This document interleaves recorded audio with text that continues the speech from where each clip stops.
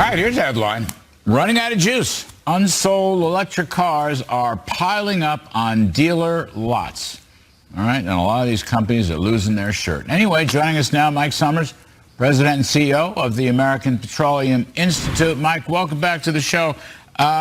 What's the deal here? Everybody wants to produce electric vehicles, but consumers may not be buying. And a little birdie told me the EV producers of the big three are getting clobbered. They're losing money left and right on EVs. What do you think? What can you tell us?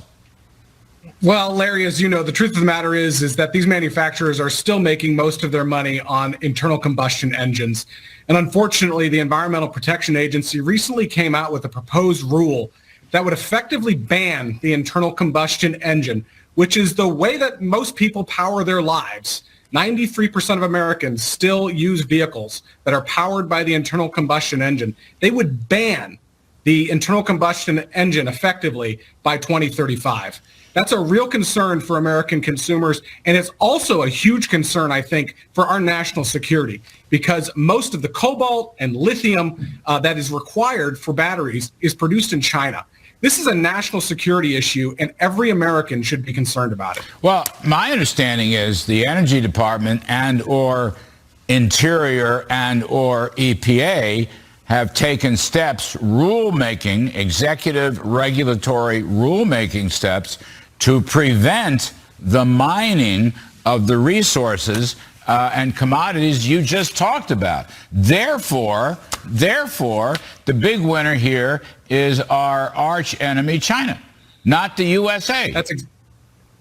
That's exactly right. And even if, by the way, Larry, we could produce the lithium in the United States, which we can't because they can't figure the permitting reform out here. So even if we could produce it here in the United States, the lithium and the cobalt, by the way, 60% of our aluminum comes from China as well, which is also required for these batteries. Even if we could produce it here, all of it is refined in China.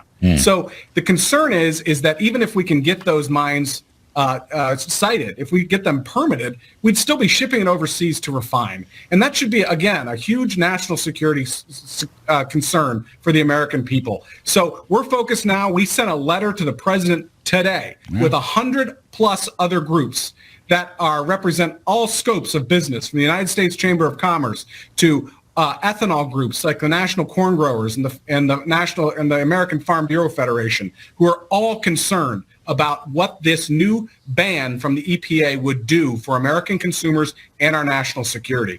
But this is something that all of your viewers should start paying attention to, because pretty soon you're going to go to one of these car dealers and all they're going to have is EVs. And as you know, this is a consumer choice thing, and consumers are not going to tolerate not having an option to get an internal combustion engine. Well, I guess in light of this, I got a 5-year-old SUV, gas powered. I'm going to hang on to it.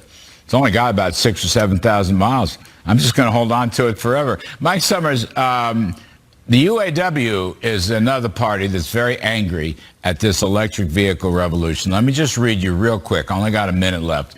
Quote, "There have been clear winners and losers, and the same people who always won, the corporate elite and the billionaire class, seem to think they keep calling the shots." Now, this is the UAW in full revolt against Biden and these electric vehicle and climate policies. And the guy's got a point, doesn't he? I mean, they're going to lose jobs. The Lordstown plant, among others, is closing. The wages are not keeping up, but the subsidies are going to big business. I'm actually here in Findlay, Ohio, home of one of our great API member companies, Marathon Petroleum. What they do every day is they refine these products into the products that we use every single day, gasoline and diesel and other products. Now, this is a company that employs 2,000 people here in the state of Ohio. These are great paying jobs. This is also the home of Cooper Tire, and this is a big union state in the state of Ohio.